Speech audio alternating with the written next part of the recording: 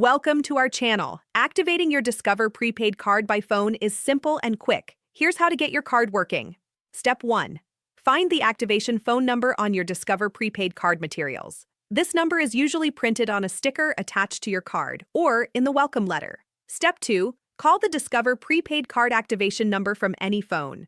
Have your card and personal information ready before calling. Step 3. Listen to the automated voice prompts when the call connects. Select your preferred language if the option is available. Step 4. Enter your prepaid card number when prompted. Use your phone's keypad to input all 16 digits carefully. Step 5. Provide additional verification information as requested by the system. This may include your date of birth, social security number, or zip code. Step 6. Follow any remaining automated instructions to complete the activation. The system will guide you through each necessary step. Step 7. Listen for the confirmation message that your Discover prepaid card is now activated and ready to use. Step 8.